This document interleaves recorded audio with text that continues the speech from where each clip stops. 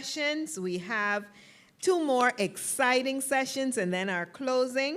So I am going to call on Dr. Nyambi Hall Campbell Dean, who will be our moderator for this session, and she will introduce our panelists for this one. Thank you so much.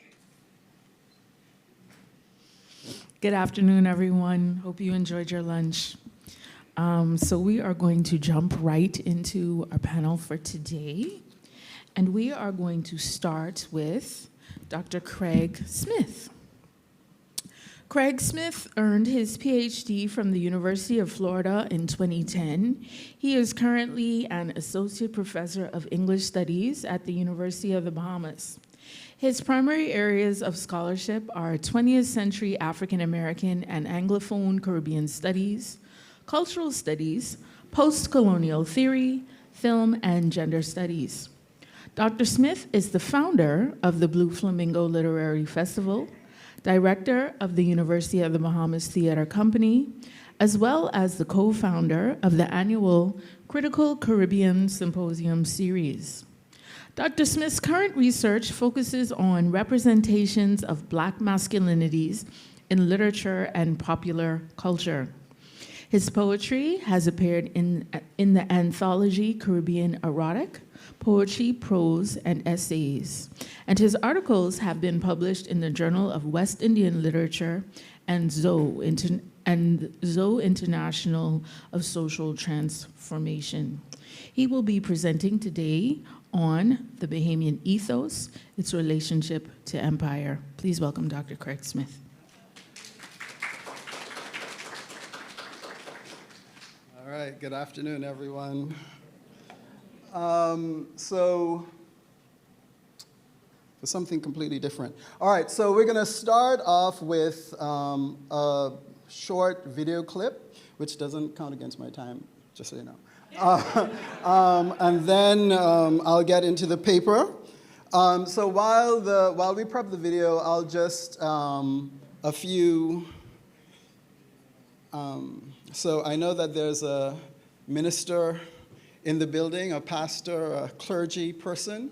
There will be profanity, so I apologize ahead of time. Had I known, maybe think something would have been different. So the paper is a work in progress, and so hopefully you guys can give me some feedback in terms of where it can go, or maybe trying to bring it together. So I'm doing a couple different things here with the paper. I'm sort of trying to look at some stuff that's happening in popular culture and bring it together to talk about literature, and also in terms of thinking about how we can think about these things in order to create space for movement within the culture. All right. So we can start the video whenever. And so this is just the first couple seconds here. I am eventually, I guess, going to talk about this particular video. So I'm trying to think about what we can do. Or how hey, bro, make sure that don't fall on you, bro. All right, I think that's enough. I'll talk about it. All right, so the first slide will show epigraph I'm using from Michelle Cliff's No Telephone to Heaven. It says, about the watchman of downtown, walking up and down, to tell we when the time to burn it down. Him called for bun down, bun the damn thing down, burn Jamaica downtown. People say him mad, them say him clown, but the truth will come when we burn the fucking place down. All right, so in the summer of 2020, in the wake of the tragic murder of George Floyd on May 25th, African Americans took to the streets across the US to protest against racism and police violence. These protests inevitably led to the defacing, dismantling, and outright destruction of statues across the nation, and indeed around the world. On June, how does this thing work? Okay.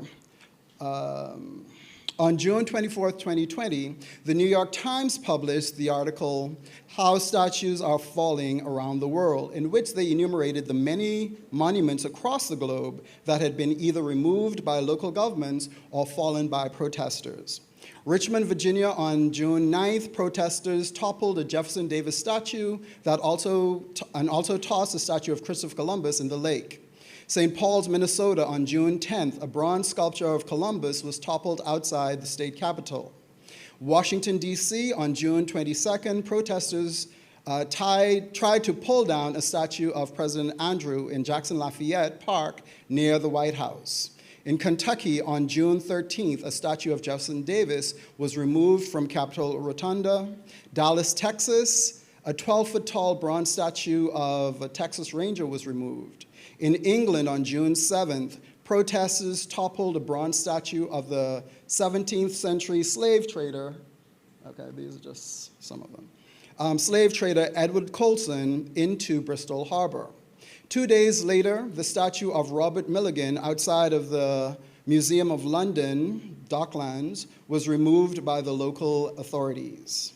In Belgium, on June 12th, a bust of Belgian King Leopold II that had been painted red was removed by a city worker near Brussels. Another statue of Leopold was removed from the public square in Antwerp 3 days earlier. During this summer of unrest across the globe, the Bahamas was relatively quiet. While the youth in other nations took to the streets, debated the cultural and historical impact of this movement, except for a few news reports and radio talk shows that covered these stories and entertained some conversation, it seemed that Bahamians, for the most part, was unaffected and unmoved by the spirit of resistance and rebellion that seemed to take hold of the imaginations of predominantly people of color from Germany to India and Australia to Brazil. A movement that seemed to be as contagious as the coronavirus that had most of us locked down and locked in. To be sure, in the Bahamas, specifically in New Providence, there were some murmurings regarding the Black Lives Matter movement and even the removal of the Christopher Columbus statue that stood at the front of Government House. On June 2020, a group of young Bahamians collected 8,000 signatures on a petition to have the statue removed. However, the petition led nowhere. In fact, some met the petition with derision, and the youth were scolded for being driven by their lack of knowledge regarding the history of the statue.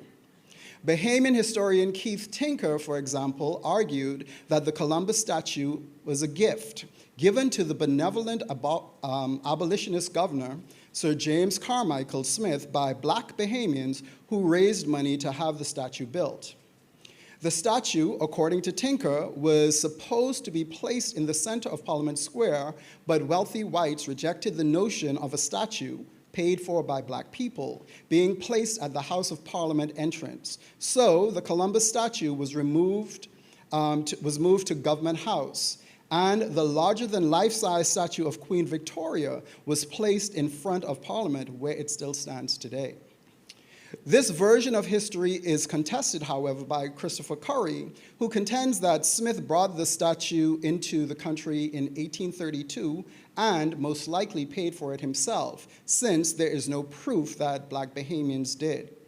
Today, the Christopher Columbus and Queen Victoria statues are two of the largest statues of historical figures on all of New Providence, and dare I say, the Bahamas. I could be wrong, I haven't been all over the Bahamas. In Nassau, the political capital and commercial hub of the Bahamas, there are 5 statues of noted historical figures. The most recent is that of the father of the nation, Sir Lyndon Oscar Pinland, first Prime Minister of the Bahamas. The life-size bronze statue was placed at the entrance of the international airport that bears his name. Next is a relatively life-size statue of the first, do I have this? Okay. Is the life-size statue of the first royal governor of the Bahama Islands, Woodes Rogers, statue that stands guard at the entrance of the now closed 5-star British Colonial Hotel. The statue was moved to its current location at the front of the hotel in 1999. But of the 5 statues that remain, 3, one could argue, occupy the most prestigious real estate. Bahamian sociologist Nicolette Bethel discusses the disturbing juxtaposition of 2 of these 3 statues, that of Queen Victoria, installed in its present location on Empire Day in 1905. It sits on the side of Rawson Square, directly in front of the House of Parliament. On the opposite side of the street, directly facing Her Majesty, is a bust of Sir Milo Butler, the first Governor General of the Commonwealth of the Bahamas, installed in 1986. Bethel writes of this juxtaposition: if one were to read these artifacts in the manner suggested by Lewis, regarding them as representative of the way Bahamians think about nationhood, one would be tempted to conclude that Bahamian national identity is a poor thing. The overall effect is that of an ex-colony still tied to its imperialist past. The independent governor, colored, legless, set on a less auspicious commercial side of the square, must gaze up at the white empress, resplendent in her robes, enthroned in a stony glory, and among the seat of government and justice. All right. So just again, in terms of size. Oh, sorry. All right. The last of the statues is that of Christopher Columbus, which one might argue occupies the most prestigious of locations. This sentinel stands at the front of Government House at one of the highest points in New Providence, with a clear bird's eye view of the downtown area, which includes the port and Bay Street, the main thoroughfare of New Providence, and the Bahamas.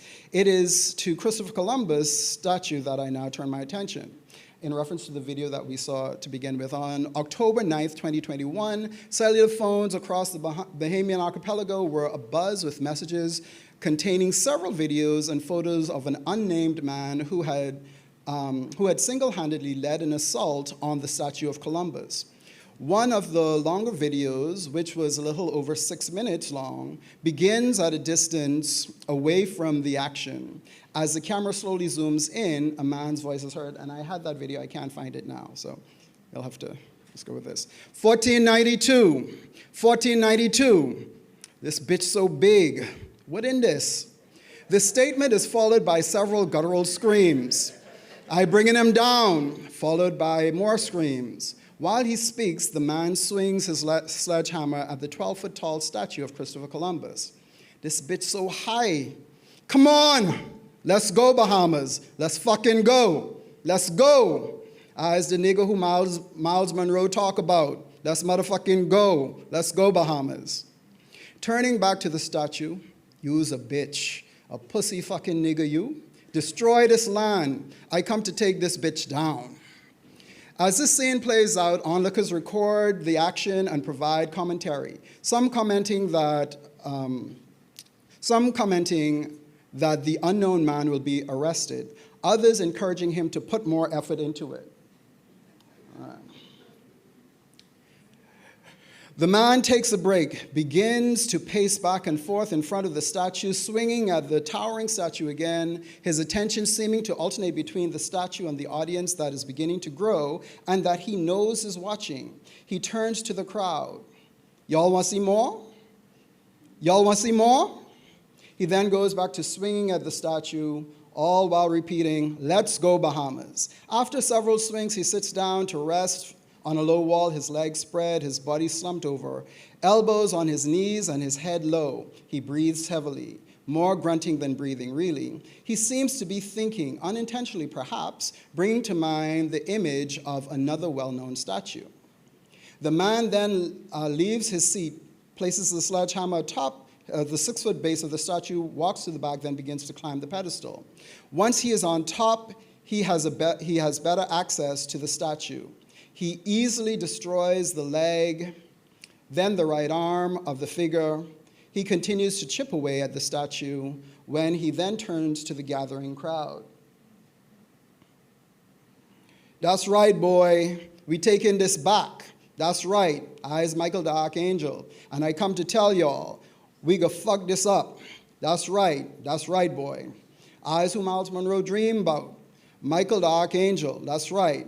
As he kicks the rubble off the pedestal, he suddenly stops and strikes several poses as if he were a model posing for a statue to be created in his image.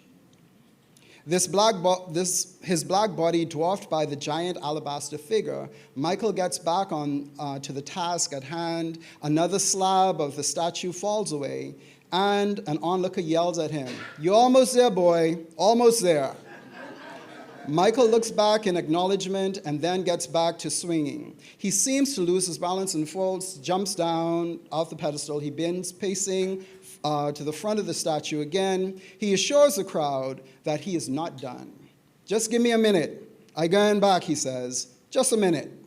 As he begins swinging at the statue again, the police arrive. Michael notes their arrival and begins addressing them directly. "See me here? Come lock me up," he says. As he speaks, he begins removing articles of clothing, his shirt. "Bahamas, y'all ready? Y'all ready, Bahamas? Let's go." Removing the bulletproof vest, eyes Michael the Archangel.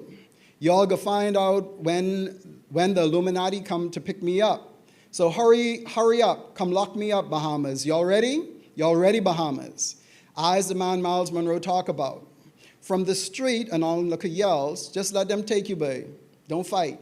Michael responds, "No, y'all know me. I ain't no resistance. There's no resistance." He repeats several more times as he lays himself on the ground, placing his hands together on his back as the two policemen approach him. The reaction to the videos were swift. Some people watched in real time as some bystanders went live on social media.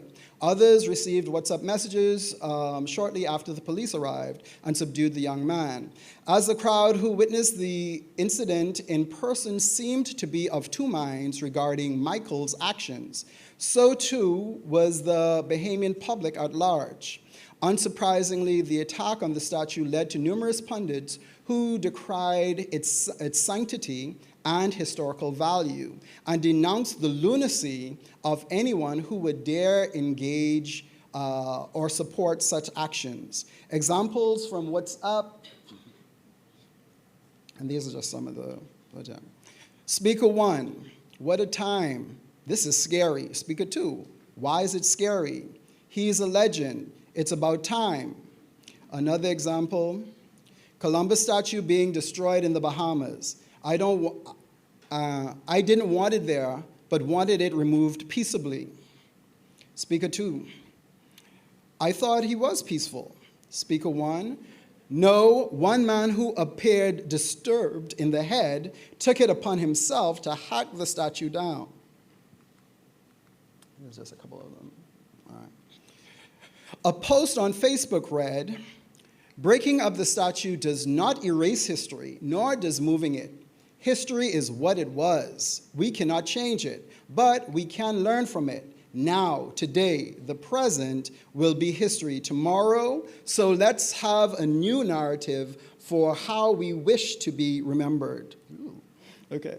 Some of the more interesting commentary I found were under a letter to the editor of the Tribune titled, "Leave Our Statues Alone," which read in part, "I saw a professor from the University of the Bahamas on the news saying that all of our colonial statues should be removed. I would like to know who gave him the job of speaking for Bahamian people. The idea of removing colonial statues is foolish and unnecessary. As usual, many weak-minded Bahamians want to follow everything that is done in America, but I cannot understand why. We saw a false mindset being demonstrated by many Americans when they destroyed stores, cars, and everything else show that they disagree what was happening with George Floyd. Then we saw Americans destroy statues of slave owners. This is all hypocrisy. Those statues were in America for many years. The death of Mr. Floyd was wrong. However, the statue had nothing to do with his death. Those statues are part of the history of America, blah, blah, blah, blah, blah." Remember to move on. So it goes on like that. One of his supporters wrote, "I heard a scant part of the U of B lunatic. amazed at his USA black-white mindset. Shocking. He should be able to think through the fog and not be passion-driven, but driven by the value of history.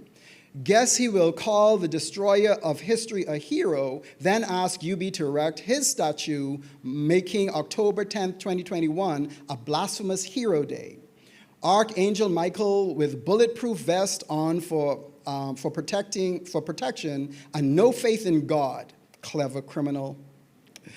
Now, while the particular entry had quite a bit of support, it was by no means the only position taken by members of the public. On Facebook, someone wrote, "The iconography and image of white supremacy, racism is born out of savagery and knows nothing but about civility. Pretending that statue wasn't a purposeful reminder of genocide, violence, and pure unadulterated greed is more violent than those of us descendants of the enslaved Africans than what happened to it." This position seemed to fall in line with Professor of History Pippa Cottrell's, who suggests that monuments in public spaces represent not history, but, quote, what people in the past chose to memorialize. She argues statues in public spaces since antiquity have most typically been used to represent power and authority.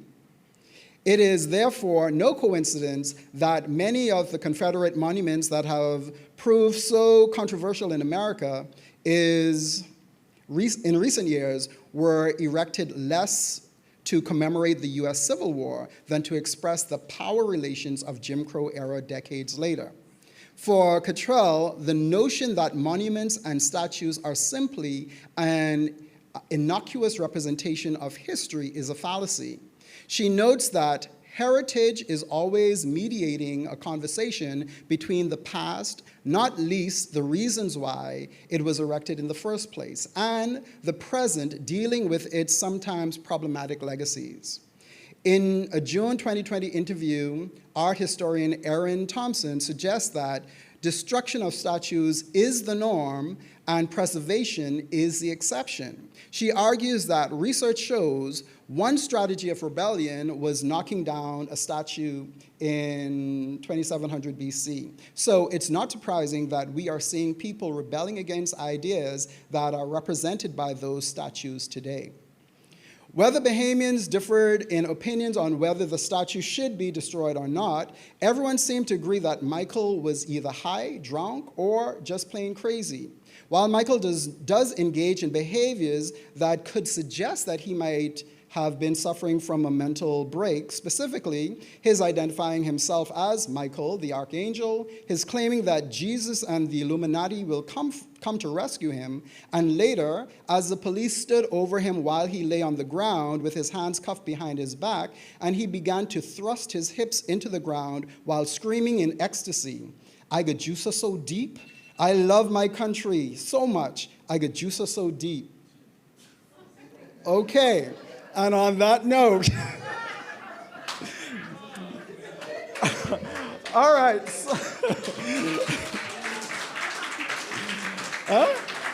All right, so just to wrap up, where I'm trying to go with this is, again, trying to think about the position of the madman and how we can think about this character, Michael. His name is revealed, Cervantes Smith, I think is his name. And so sort of thinking about how we can think about him and the space that he opens up with his performance of madness, right? And so I want to then connect with some literature and talk about how our Bahamian writers, like Ian Strawn in his national anthem, Obadiah Michael Smith in his Wax Paper People, and a couple others, right? How they are, and Pat Raming, Slave Name, right? How they are breaking down these monuments, right? In terms of identity and history and so on. And so looking at Michael as the madman, but also sort of trying to rescue that idea and talk about the madman as someone who creates change. Because someone might sort of say people who talk about spoil the vote, might be madmen and women, right? And so, and so again, trying to rescue this idea of the madman and see their function within society, but also within literature as well.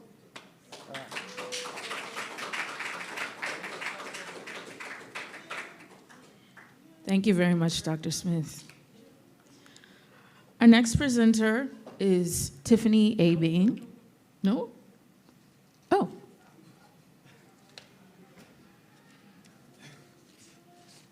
So our next presenter is Reverend Father Ruel Strawn. Father Ruel Strawn is the eldest son of Ruel and Hilda Strawn. He is a graduate of the University of the West Indies at Cave Hill, where he received his bachelor's in theology. He was ordained deacon on St. Jerome's Day at his home church of Holy Trinity, New Providence. On the anniversary of the canonization of St. Edmund of Abington on December 6, 2020 at Christ Church Cathedral, he was ordained to sacred priesthood.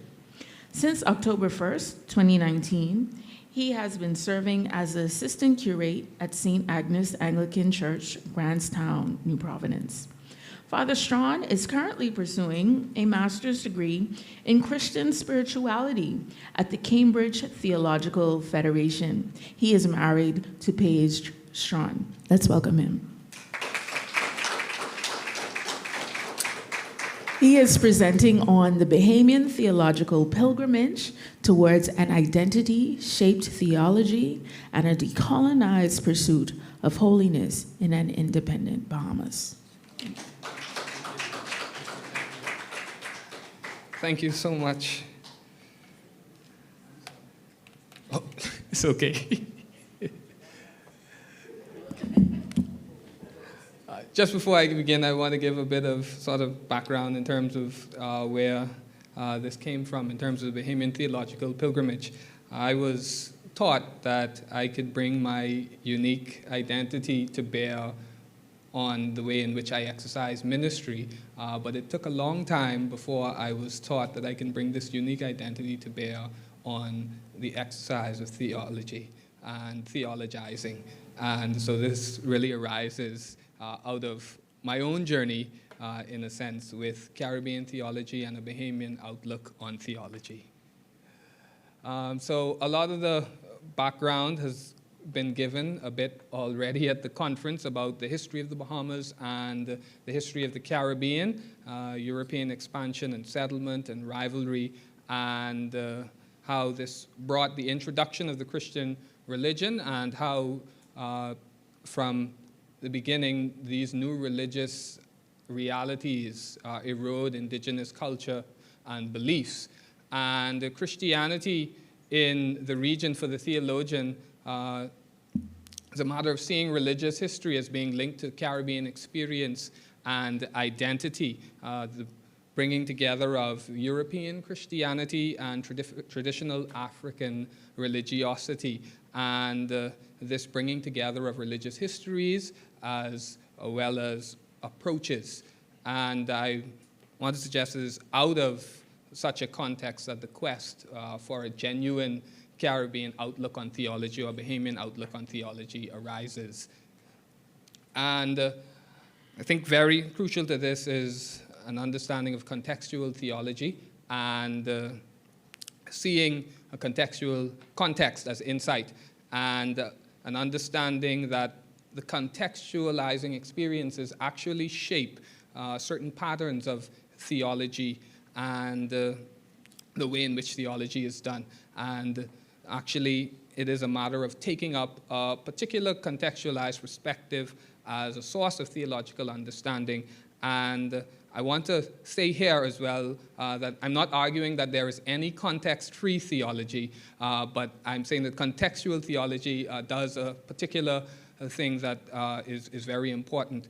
And it sees critique actually as an entry point for an understanding of who God is, and as well as the shaping of human community. So for example, movements like the Black theology movement and feminist theology and womanist theology, while while they are a matter of critiquing oppressive structures, that critique of the oppressive structures is actually the entry point to a thinking and an understanding of who God is and the shaping of human community. And so with that sort of understanding, oppression and the powerlessness and suffering then becomes the points from which to theologize, the points from which to do theology. And I've put a lot of definitions up on Caribbean theology, and I think these are some of the ones that have helped really to shape what I'm trying to get across here. And Caribbean theology as a theology of the people, reflecting Caribbean populations, and as well as thoughts about the Imago Dei in Caribbean society. And very important, I think, to this is how theology is done within the region. We heard earlier about the oral tradition, and so culture is at the very heart of the answer to this question of how theology is done in the region. And the Caribbean culture is deeply steeped, as well as theology, in the oral tradition, and this helps us to see examples of Caribbean theology and the oral tradition in the region, for example, in weekly sermons from pulpits, and in Sunday school classrooms, Sabbath school classrooms, and in parents who share daily with their children about God. And this actually broadens the scope of who counts as a theologian within the Caribbean and within the Bahamas. And I want to specify Anglophone Caribbean theology here and look at its relationship to its neighbors, which is something very important for what I'm trying to get across. Black theology for many people has been the banner under which Caribbean theology should fall, but we see writers like Reed Salmon and some other Caribbean theologians who are actually very critical of black theology because they argue that it treats Caribbean theology, or those in the Caribbean diaspora, as a sort of neglected sibling. And Reed Salmon is actually quite critical of major figures in the black theology movement like James Cone and Anthony Pinn. And he's specifically critical of Anthony Pinn in saying that when Pinn speaks of black theology, what he's really speaking about is the experience of American blacks. And so he's not bringing the Caribbean experience, Caribbean voice, and Caribbean identity into his understanding of black theology and what it means for the black person to engage in theology. And he's very disappointed by this because there's a lot of common ground, especially in terms of oppression and powerlessness as the ground or source of theologizing. And so it becomes difficult then for the Caribbean theologian to really find a place within black theology. And then Latin American theology is another group that has been closely associated, but in which Caribbean theologians still haven't found so much of a place because many of the Spanish-speaking Caribbean theologians, they lean more towards engaging with Latin American theologians. And this has actually led to many scholars regarding the theology coming out of the Spanish-speaking parts of the Caribbean as Latin American theology, and aligns it more with liberation theology and the liberation theology movement. And as I will speak about in a short while, I think the reason for distinguishing this is that Cartwright Davis makes a very important point in arguing that if we're going to talk about a uniquely Caribbean outlook on theology, we have to use the word emancipation and not liberation. Liberation has been connected to the experience of those in Latin America, but he argues that emancipation is a more emotive word in terms of the Caribbean experience. And so Davis, in his work, Emancipation Still Coming, he sees Caribbean theology, the project of Caribbean theology, as an emancipatory one. And he views it as a theology that actually has as its underpinnings the enslavement and emancipation, the decolonization experiences of the Afro-Caribbean people. And I think this helps us to actually have room to explore the various modes of emancipation or periods of emancipation and what it means for our work of theology within the Bahamas as well as in the region. And I just put here sort of the physical and emotional, and I think Cartwright Davis captures well the sort of emotional reality of emancipation with which many Caribbean theologians live, which is emancipation links us existentially with the struggle of our slave ancestors, since we are the inheritors of that struggle. And the modes of emancipation, periods of emancipation, I talk about the pre-emancipation period, which is, out of that comes a sort of understanding theology, resistance and desire for hope as the point from which to theologize, as well as the experiences of enslavement. And then the post-emancipation period, marked by the period after the Emancipation Act and the change of the 1960s.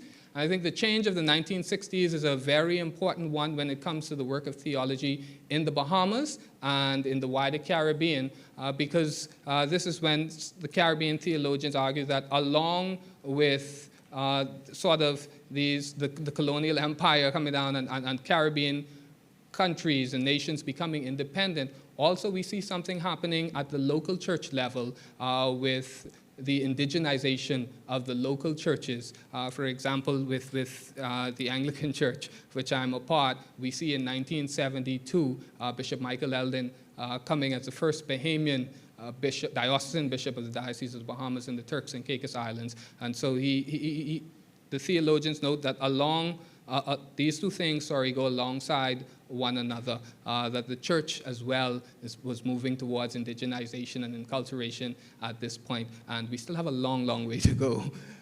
And, but I think the current mode is perhaps the most compelling of these modes of emancipation because it gives the notion that emancipation is still an ongoing process, and I think that's what Cartwright Davis is trying to get across when he titles the book Emancipation Still Coming. And it gives his notion of emancipation as an ongoing process, but it also helps us to see that enculturation and indigenization, and that's why I've themed this as the Bahamian theological pilgrimage. It is a pilgrimage, but it is a slow and difficult one, and it doesn't come easy, and it does not happen overnight. We don't reach the end overnight.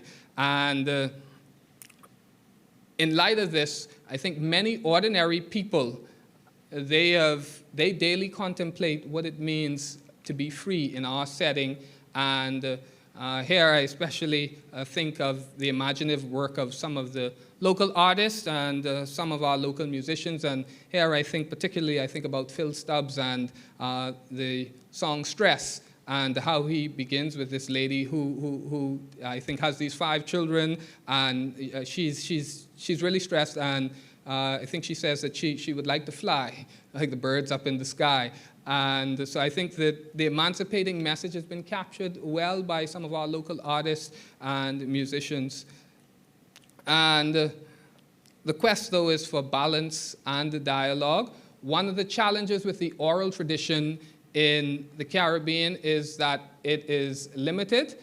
For example, it stays, as Alan Curtin points out, within the confines of Bible study sessions and the pulpit. And he argues that it's very unlikely, for example, for that depth of Caribbean theology to make it to an academic journal, Caribbean theology from the streets and the lanes and the farms and villages and settlements to make it to an academic journal. And because of this, there's not a great engagement on the global theological stage with Caribbean theology, and this is something that many of the North American and European theologians are asking for, because at the end of the day, they're not able to come always and sit through 10 years of a Bahamian Bible study to get an idea of our theological place.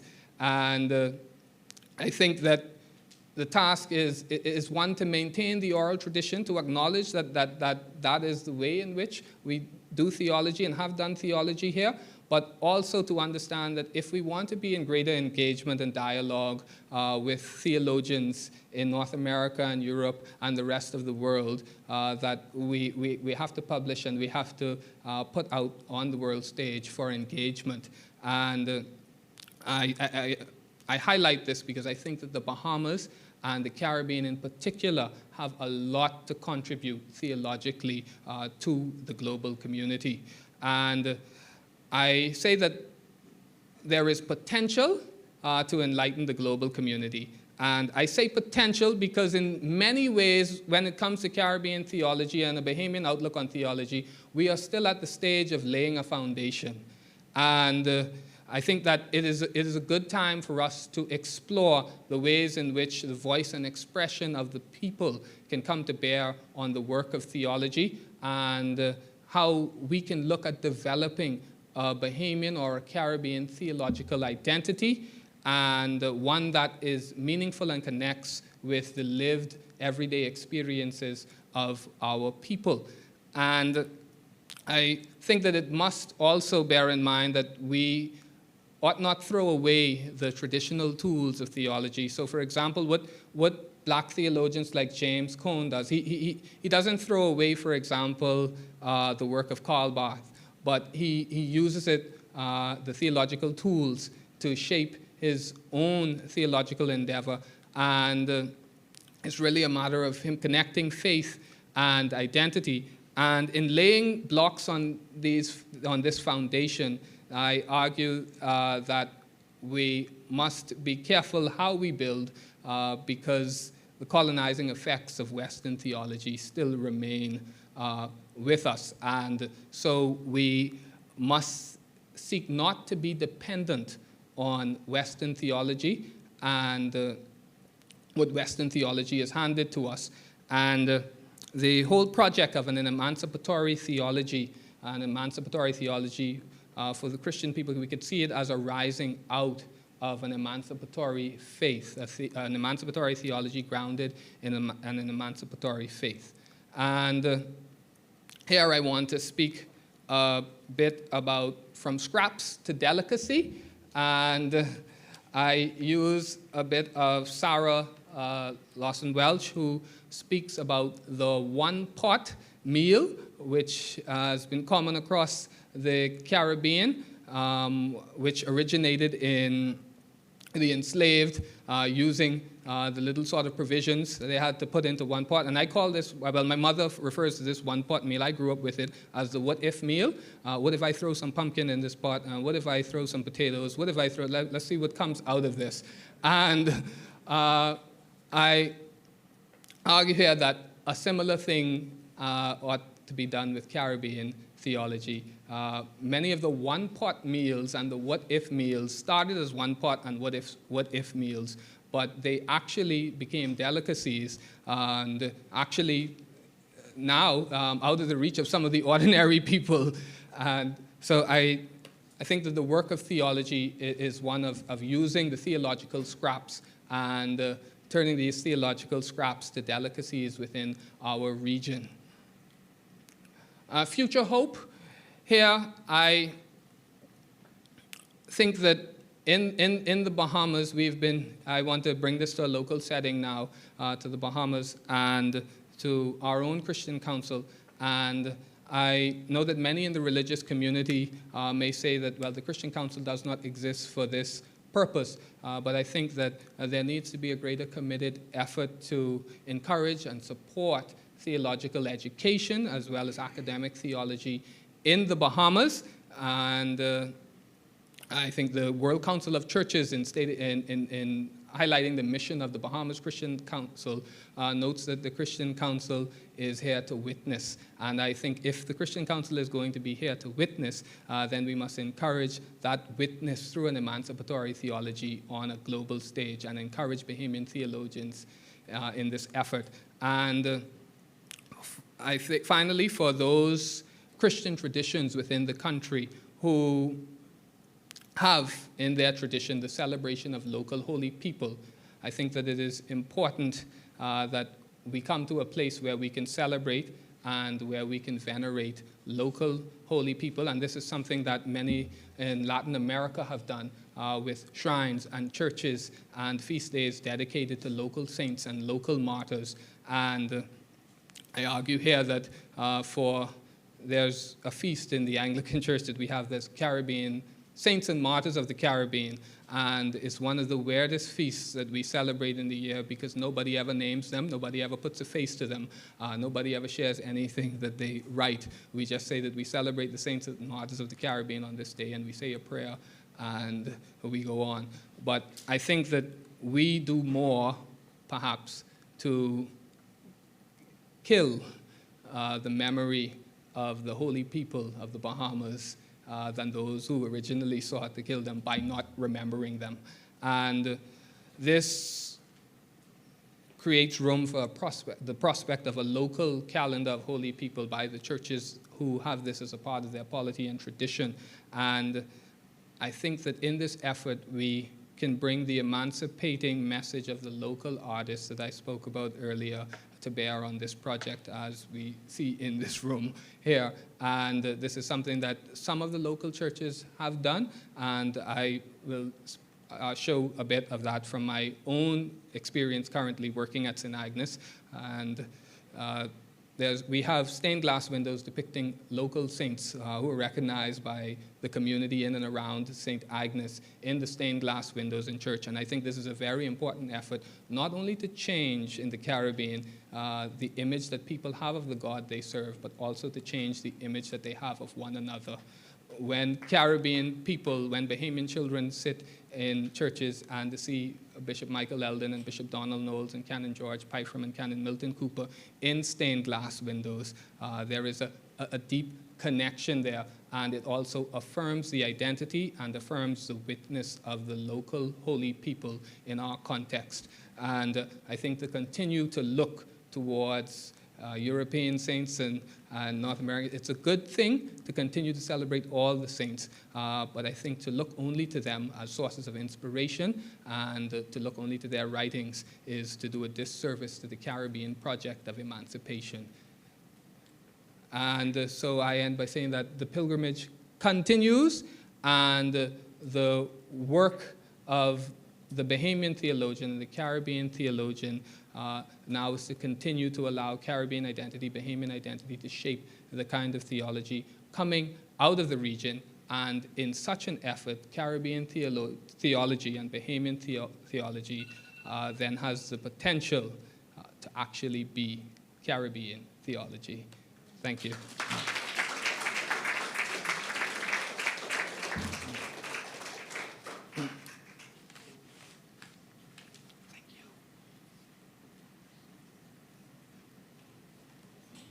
Godly timing. Okay.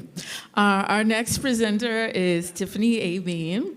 Tiffany began a career in education in 2005. Moving toward more inclusive and equitable education, she founded the Community School in 2012 and simultaneously became a success coach for the Lyford Key Foundation's Focus Program, a college readiness and access program for underserved youth. Influenced by her work in out-of-school programming, Tiffany pivoted her career path to focus on public-private partnerships in education and community development. She is a technocrat in the fields of education and program policy design, implementation, and monitoring evaluation using asset-based models for partnerships and development. She has launched the National Playdate, Me, You, Us Saloon, and Let's Talk Learning Community Research Program. She works as the principal at the Genius Bar, a company that supports small nonprofits like the PACE Foundation, is an adjunct professor in psychology at the University of the Bahamas, and the learning support specialist at the Island School.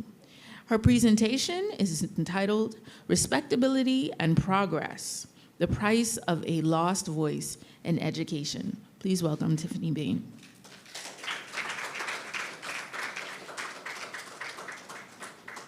Good afternoon. I want to start with formally of the Island School.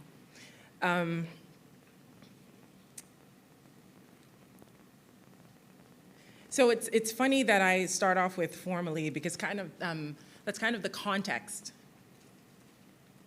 Okay, that's kind of the context of the space in which I hold. So that's a working title, so just go with it. So my first slide is, this is who I am. This is a reflection of who I am. I consider myself a backdoor educator because my original degree is in international studies. I happened to get into education and I kind of stayed there, leaned into it, and got a postgraduate certificate in education.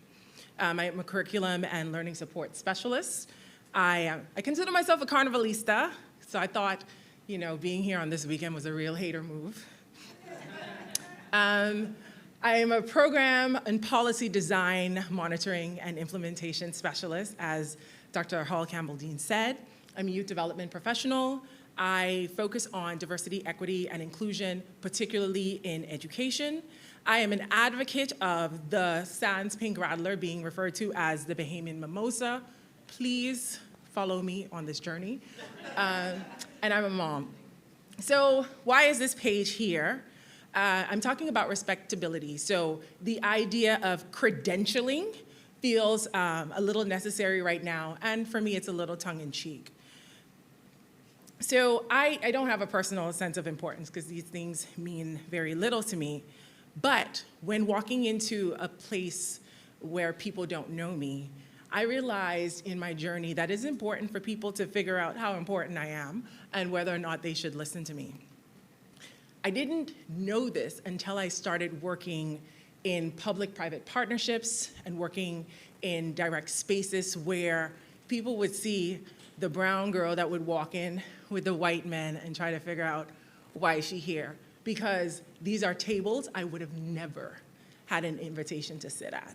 So I found myself having to walk into a room and credential myself on site because they're like, why is she even here? Also, this page is designed to, I walked into a room never having the benefit of the doubt. This page brings awareness to your privilege if you have never walked into a room and having to prove why you're there.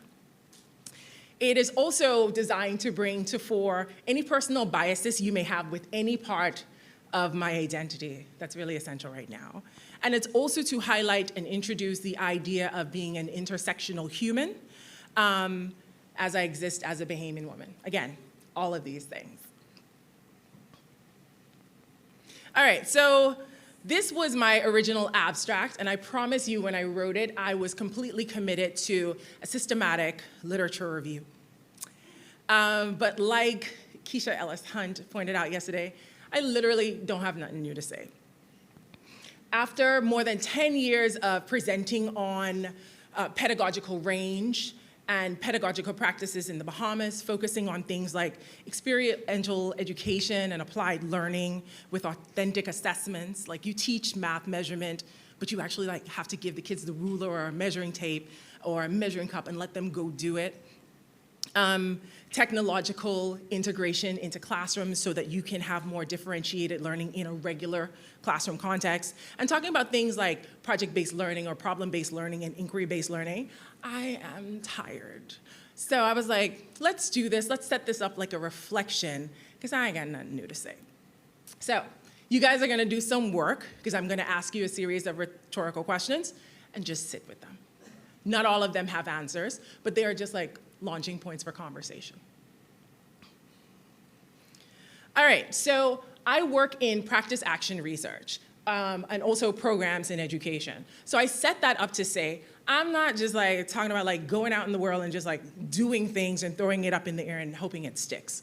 I work in a space where in practice action research and programs, we work on solving specific problems that exist in a context, right? So I'm not talking about like, oh, the kids can't read. We're talking about, oh, this is a class of 21 students, 11 of them seem to be struggling.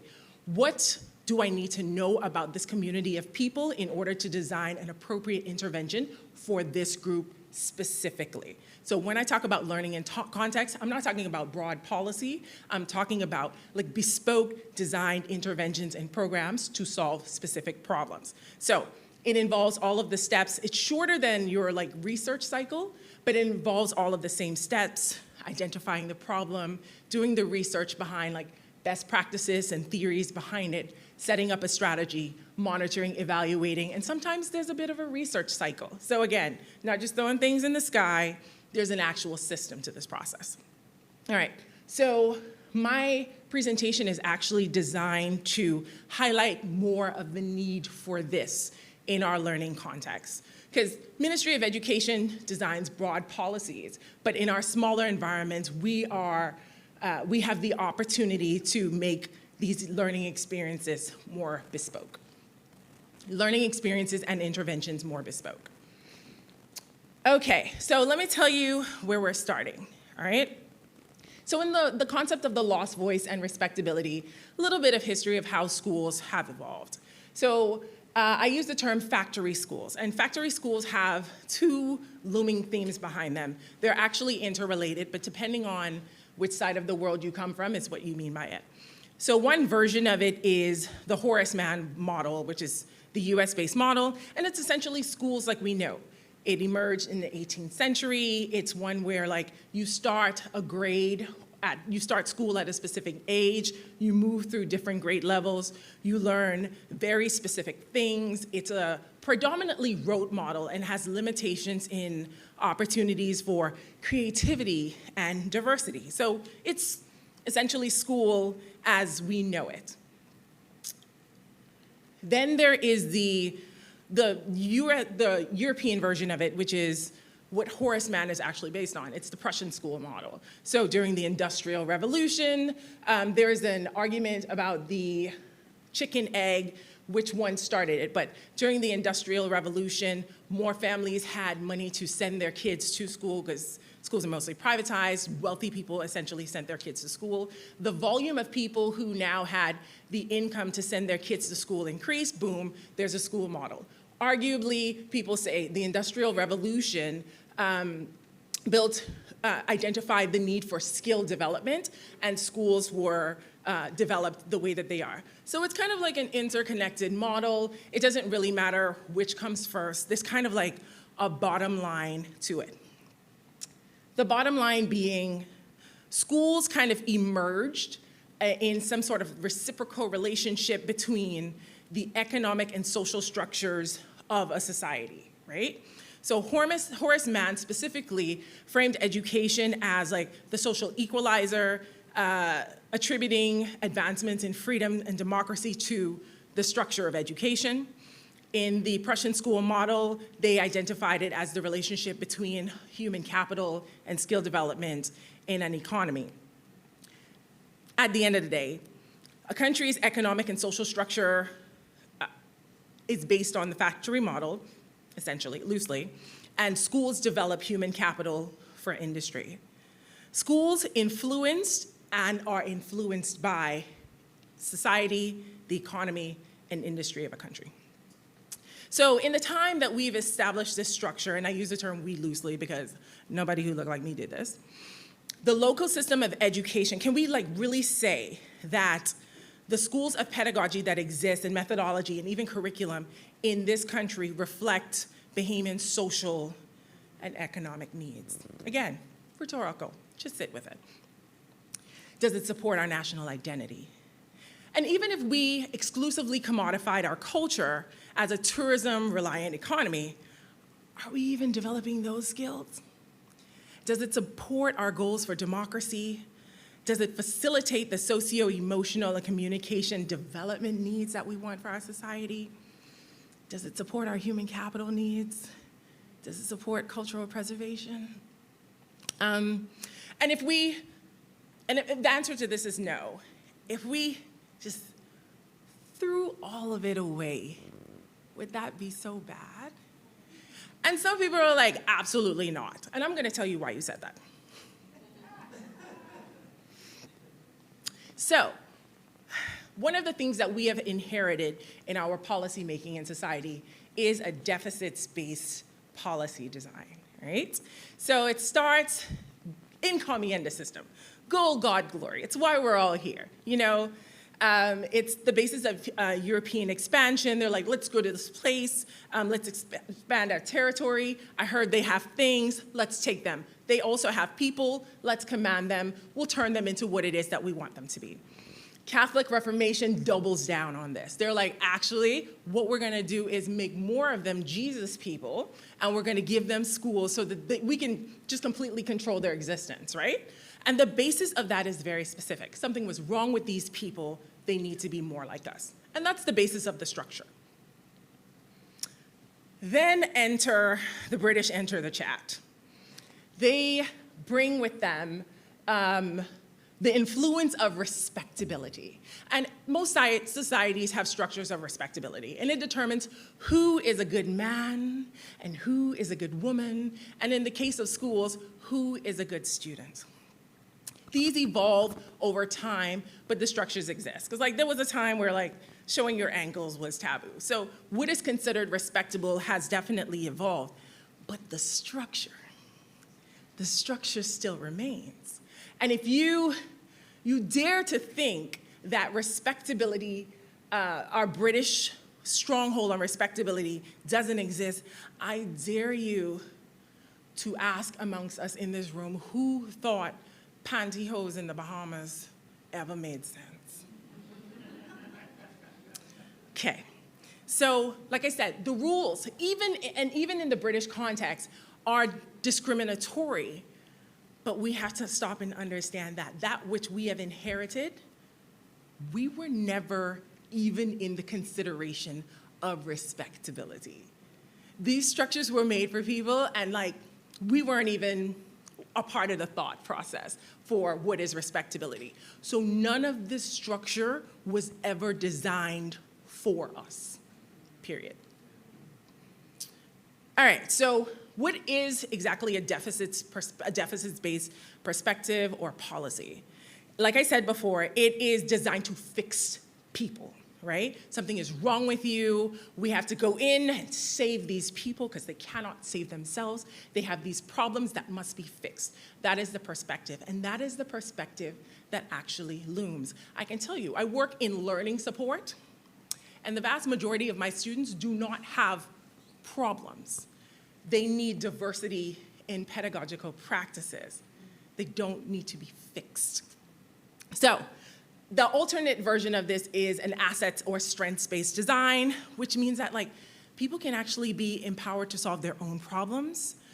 People and organizations should actually work to remove the obstacles to the issues in order for people to solve their own problems and sustainably build capacity, all right?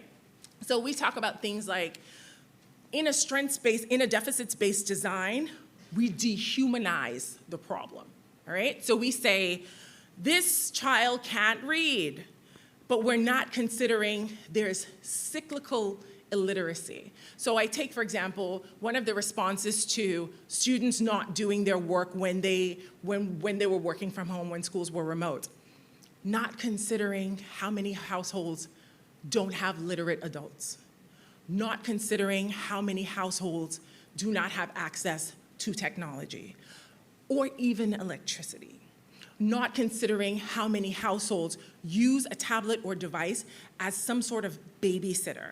So in addition, even if they were assigned a school device, sometimes the entire family is using that one device, or that one device is used to babysit younger siblings. That's a consideration of the context. And it feels like, and if you're right now saying, well, that's the family's problem, or they should, check your privilege, because that's the place that you're talking from. These are very real problems of very real people. And when you have an entire district filled with students like this is not a problem. This is your context. Problems are things we can solve. Contexts are places that we start from. Right? So nobody's broken. We have to humanize our issues by bringing to fore the strengths. What is it that they're actually coming with? And let's start from there. I can bring to you a very specific example. I worked, as indicated, with the Life for Key Foundation's Focus program. We had 6 schools in our district. One of our schools, and you can do the math, one of our schools had students that primarily came from 2-parent family homes, somewhere between Carmichael and Killarney. And then we had another school that was in the heart of Baintown. I want you to guess which school had more textbooks and workbooks. But they're in the same district.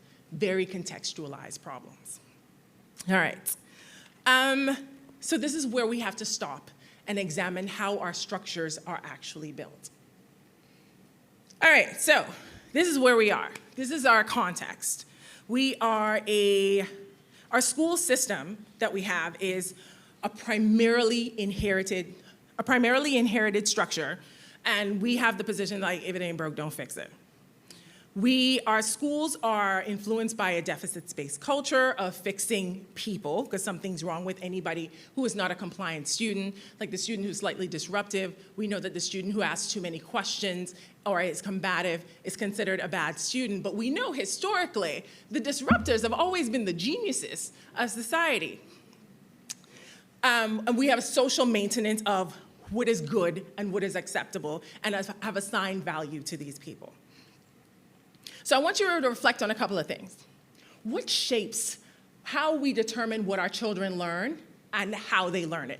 And how they learn it. Methodology is even more important than pedagogy, because the hill I will die on is children in primary school need numeracy and literacy. Everything else is context and building.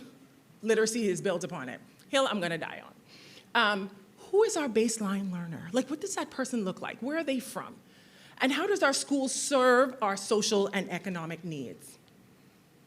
Is this current system designed for us and all of us? Like, who is us when we say this? All right, so really quick examples. When we try to counter-argue who is doing well at school, that's really, really small, but essentially, GLAT scores show that about 54%, and this is New Providence. I'm not even talking Family Island yet, sorry, that's where I live. About 54% of students are not passing. So 54% of students, this was a 2018 GLAT score. There were 54% of students who did not achieve a grade of D or higher in the GLAT. I'm not accounting for the students with the actual Ds, right? So we're not serving, the current structure is not serving the majority. It's just not. All right, let's go to BGCSE scores. Dr. Hall-Campbell-Dean pointed out that these numbers actually updated to 12.9%, but this was a 2018, 2019 BGCSE scores. Again, so when we look at college readiness, because you can get access to UB free if you can get 5 BGCSE and above. That represents 12% of the enrollment population. Who are we really serving if these are our success indicators? We are underserving a vast majority of our students. The system ain't designed for us. All right, so back to your reflection questions. So just a couple of things I just want to make pointed. Where are we? So in the way that we do things, we have students who neither speak standard English nor have an appreciation for our native Creole. That even makes sense. Like, we are neither in neither of these places. We have students who are familiar with math concepts but can't really apply them before you, like in real life, before you get to the calculator. So I'm talking like, I give the girl at the store $5.02, but she can't understand why I gave her the 2 cents.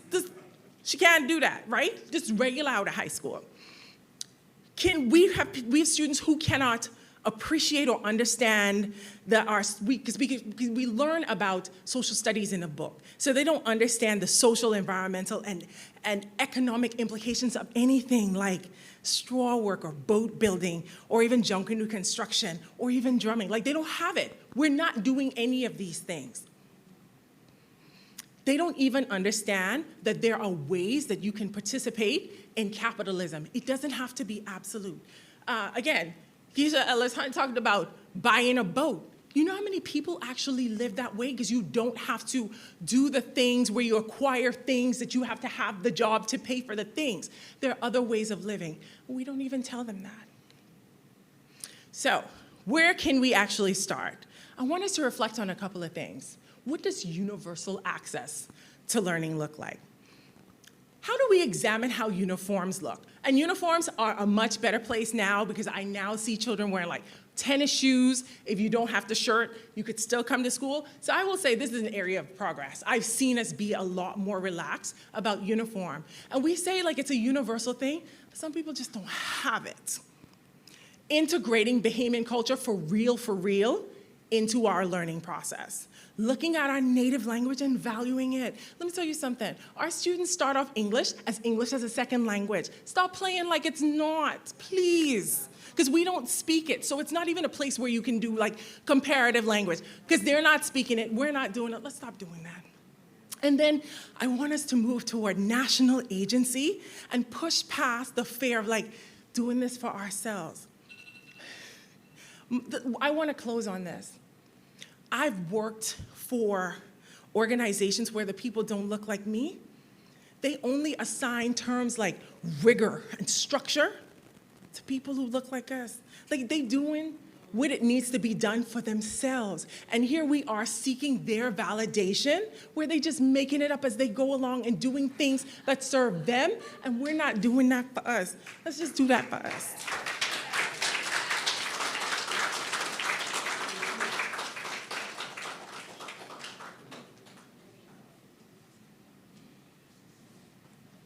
All right, thank you. If I can invite all of the panelists to the front for our question and answer period, then I'm sure we'll be lively and provocative.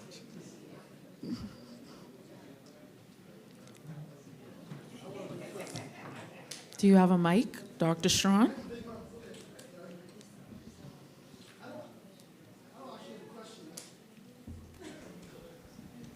I just had a comment I wanted to mention to you. That there's a play I wrote in 1997, staged, called Black Crab's Tragedy. And in it, one of the lead characters desecrates the Columbus statue. So I just wanted to mention that there's that piece. Yes, yeah, it hasn't been staged in over 20-something years, but yeah, I think you'd find it interesting. Well, I don't know if you saw the play. So I was gonna ask, this is for Craig, Dr. Smith. I was thinking, the woman statue with the child, that one, you know, but that one, that one, I didn't see. Are you accounting for her in the analysis as well? No, It's supposed to be a Bahamian woman. It's supposed to be a Bahamian woman. Yeah. Holding the child. They moved it to the front. I don't know where they're gonna put. They moved it to the front of the building. No, downtown, the new By the development. straw market, right, or something like that. It was. So they moved it outside, and it was covered up. I don't know what they're gonna do with it, but they've really treated that statue like how they treat Afro-Bahamian women in society, and they just really. I don't know, because all the green stuff is on it, but only tourists used to get to see that statue, Right. And so, but that's the only one actually of a Bahamian. Right. This one.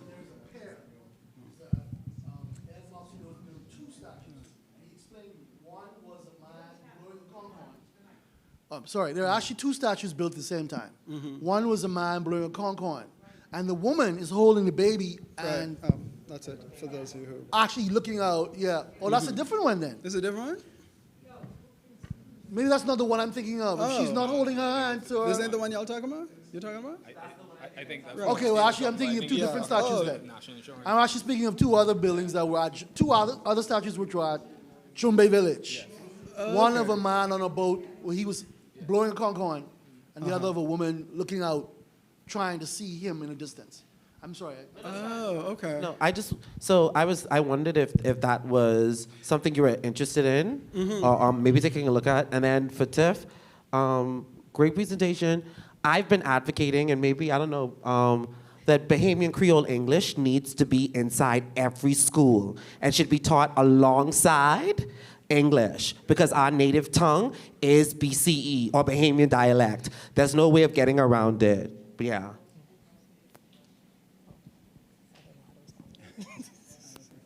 Tiffany, you can respond, no?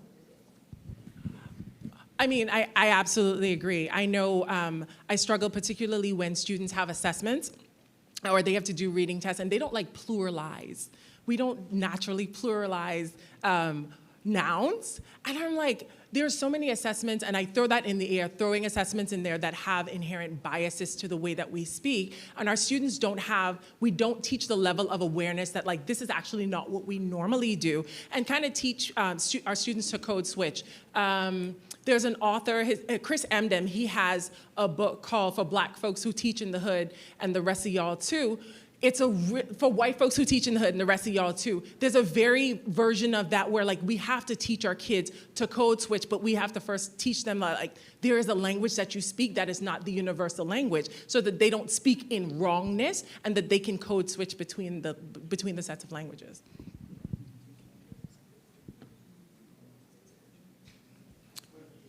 I had a question for Dr. Smith. Sorry to interrupt.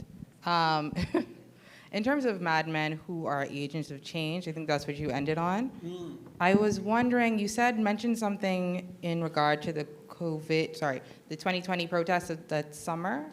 And I was thinking in terms of the practice of protest in the Bahamas, I was wondering what we would think about when we talk about the lack of protests that happened during that time. And if we look into the full context of the situation, thinking about COVID restrictions, the reasons that Black Lives Matter were so big in those particular countries that you named, focusing on white police violence against Black bodies in those named countries, the practice of protests with Black Lives Matter in those countries at the time due to extreme politics, Trump, British Trump, Boris Johnson, Brazilian Trump, Bolsonaro, and then looking at protests as a form of disturbance and disruption, how Bahamians, I don't know, because I'm not my field of study, but just wondering if that is something ingrained in our society to not protest as much post-independence? That's the question. So in terms of thinking about Bahamians, I think that there is a lot of discourse around the, the peaceful revolution or the quiet revolution, and a lot of discourse. I remember when in 2010, when I came to UB and they were doing orientation, and I was one of the new faculty, and there were some other non-Bahamian faculty who were there. And during the orientation, a Bahamian faculty member at the University of the Bahamas got up and to welcome the non-Bahamian faculty told them how that they didn't need to worry about being in the Bahamas because we ain't like Jamaica and them other places, in terms of our history with violence and slavery and all that stuff. He said this in the orientation at the University of the Bahamas. And so I think that there's been a lot of discourse around the Bahamas in terms of how slavery was bad. I think someone talked about it here already, this idea that slavery was bad in the Bahamas, and we got our independence without bloodshed and whatnot. And so there's a lot of rhetoric around that. And I don't know, I think, I tell my students all the time, there's a way that Bahamians raise their children, and I'm sure it's not just Bahamians, but this idea of respect, right? And we are not taught to challenge authority in any way, right? Our parents tell us, do what I say because I say so. You go to church, some churches, sorry, and you don't question the minister, because if you question the minister, you go into hell. You go to school, you don't question your teachers, right? And so that is sort of beat out of us. Like, we are naturally curious people, and so we push, but everything, I'll talk about my experience because I can't, like for me, I remember growing up that way, not being able to question, not being able to push back. And so I think that in certain ways, there's a way like within Bahamian society where we aren't necessarily bred in that way. And so, yeah, many of us don't sort of push back in that way. Yeah, good afternoon. Mrs. Bain, I have a simple question. I listened to your presentation ardently. Do you think it's time enough for the education curriculum in the Bahamas to be revamped? So I actually did an interview with Tatiana Donaldson on this very recently. The content, because like you can teach anything any kind of way. So content, I don't think the content needs to be revamped. I follow the MOE's scope and sequence, and it's actually really robust content. What I am advocating for is methodology, right? So we need more real life ways of how we learn these things, and that needs to be implemented into our school system. So we do need to learn about our history, because it's all there. But the question is like, how are we doing this? How are we measuring it? That's what I'm advocating for. Because I've seen it, I've done it, and I've seen it beautifully done in schools that aren't predominantly underserved or lower socioeconomic income. Like the other people are doing it experientially. The kids are touching stuff. They're going places, and so they know it. They don't know it from a book. They don't have a dissonance between what is learned in school and it is in life. Like I had an intern who was a nursing major. She was explaining something to me, but she couldn't articulate it. And she said, but I get an A in English. Girl, what that mean? I need you to talk to me now. So if there's a dissonance between I got an A in English, but we cannot have a communication, we have a problem. So that's what I mean. We need the practice of it. Hello, my question is for Father Strawn. I would love to hear more about what you consider to be our theological identity here in the Bahamas, and perhaps more about what you would like to see coming out of Bahamian theologians in terms of writings, thinking, speakings. What do you envision for that space in our community? Okay, thank you very much. Very good question. I think one of the things that I would envision in particular is bringing theology to bear on some of our cultural experiences. For example, I think some of my undergrad work was on seeing Junkanoo as a form of this emancipatory theology, particularly because for someone like me, some of my earliest images of Bahamians who died and depictions of them were actually not in churches but on Bay Street. And that's how I saw the pastors who died in the last year or 4 or 5 years. They were on Bay Street. And so I think bringing that to bear, but I think also something that happened with a lot of the base ecclesia communities in Latin America, where theology and the practice of it is not so much a focus on the pulpit, as it were, but more so on ordinary people reading the Bible and sharing their experiences, which bring to the table the interpretive wisdom of the entire community. So that's the kind of engagement that I envision in the Bahamas. Okay, good afternoon. My name is Leisha Burrows, and I'm Assistant Director of Education for Early Childhood Education at the Ministry of Education. Thank you very much, Tiffany, for the work that you do within our school system.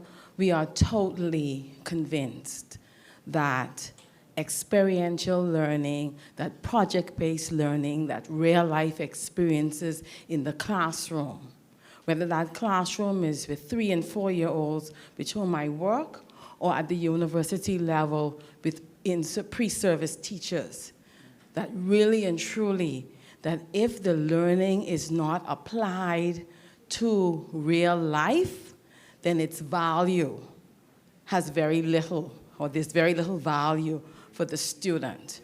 And so here begins the integration of that belief, philosophy, and approach, starting with the preschoolers, which I am ultimately convinced. We have introduced in our early education system a program that is definitely child-centered, that is project-based, that is inquiry-based. It is indigenous. We wrote it ourselves. It's called the Child Program. It combines the thematic approach with the child-based with the project-based learning, it is child-centered. It is to encourage children to be critical thinkers, problem solvers, communicators from the age of 3 years old. What needs to happen now is it needs to permeate throughout the system. And how does that happen? Through knowledge and education. Not only of the person responsible for the instructional program, for the person who receives the student at the other end, for the parent who is the partner, and for all the wonderful people who support education. Because when we introduce sometimes new and innovative ideas, our biggest critic and our biggest obstacle is our partner, the parent in the home. And so if we can educate parents so that we're all on one accord, we won't falter, we'll be empowered. And so thank you very much. May you join our voice, and may we be joined by hundreds and thousands of voices standing up for what we know is the most, at this point, research-supported, most effective way for anyone to learn, whether you're driving a car or you're planting a seed. If you don't get out there and do it, the learning will be meaningless. So I wish you all the best.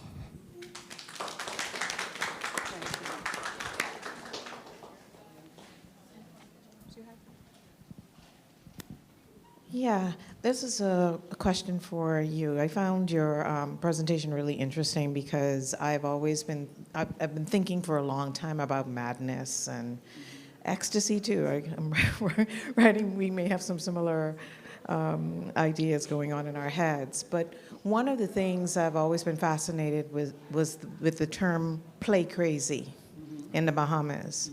And how we have used that term to open up a space for behavior that was necessary but not respectable, right? Yes. And I'm curious about your take on that in your work, whether you're considering that.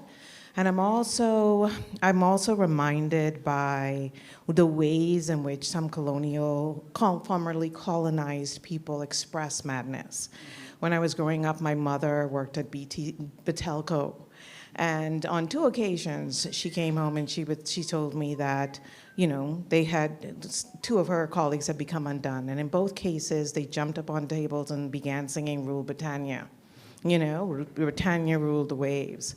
And I thought about that in relation to the work that I think it was our former Rhodes Scholar, what's her name? Yeah, Cox. Wasn't she working with madness and Desiree Cox? Yeah, was working with madness and colonialism and black British or Caribbean people in Britain. And I'm wondering if you've looked at some of that, the work that has been done there as well. But yeah, those are my two. No, I didn't know that about Desiree. I know her well, so I'll have to check with her and find out about it. But yeah, the idea of playing crazy, right? So I talk about Michael Chavandez, right? As it's a performance, right? It's a performance of madness, and that's what I'm trying to get at, this idea of this performance, this public performance of madness, and what that means and what we can do with that. Because again, I was talking about him juicing the ground and doing all these things that we consider mad, but at the same time, we know that there's a report that shows that in his Facebook profile several weeks prior, he said, hey, I'm gonna need my Bahamian people to support me. I'm gonna do something, and I need y'all to support me on this, right? He goes there with a bulletproof vest, right? So it shows that he's aware of what's happening, again, even in terms of bringing into conversation the Black Lives Matter movement, right? Because he understands what's gonna happen with the police. So when the police approach him, and he said, I ain't resisting, he lays on the ground, he knows the position, right? And so he's signifying on what is happening, right? And so even in the madness, there's some clear signs that really he's playing crazy, right? In order to do this particular thing. So yeah, I'm trying to work with that again, and even in terms of thinking about mad and what ways we talking about mad. We talking about mad as in crazy. We talking mad as in angry. Are we talking about a combination of this madness, right? And what precipitates this madness? What led to this madness, right? That he feels like he now has to perform madness in this particular way, and not performing for himself either. But this whole, come on, Bahamas, you're ready, right? So he's performing, he's setting himself up as the sort of sacrifice, right? There was something really musical about that. Mm-hmm. You know, Bronx Kelly, are you ready? I don't know. Well, in dance hall, when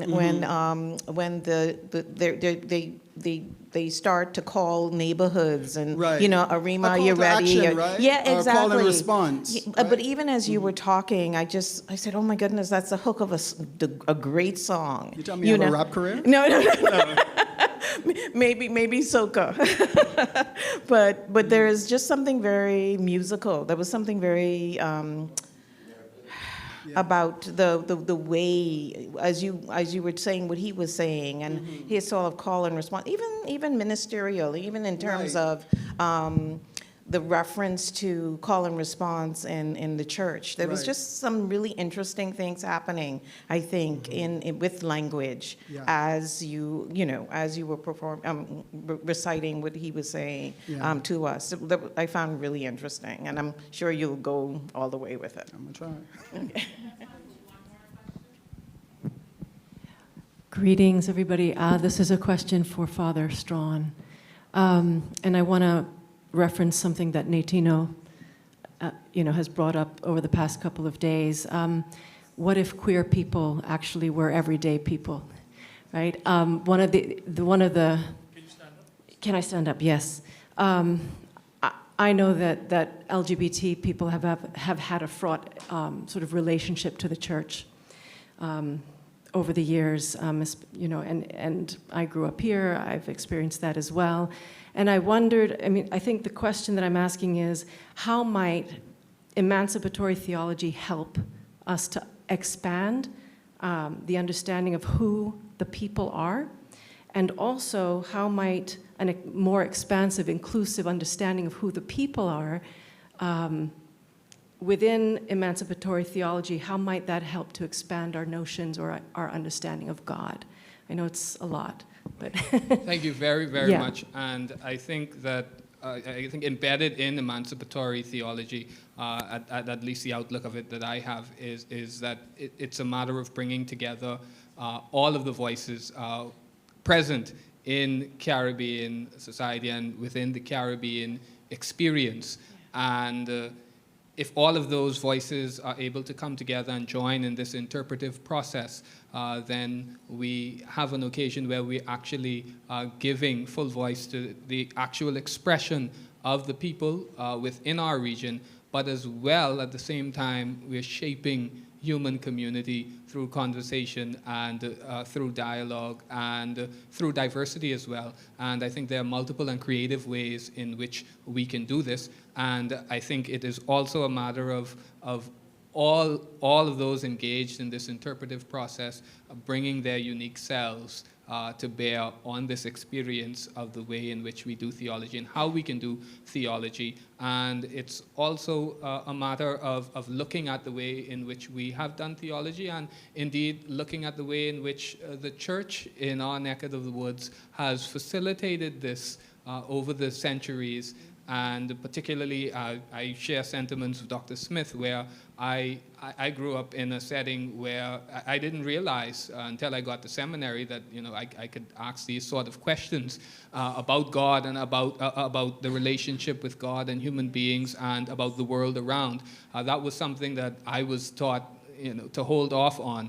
And so when many of the seminarians from the Bahamas, when we got to seminary, it was sort of an initial period of trying to help our professors to understand, listen, I understand you say I have to ask questions, but I wasn't brought up this way, so I understand that my Sunday school theology is going to be smashed up, but I do need you to bear with me as I sort of figure out how to frame questions and ask questions about God.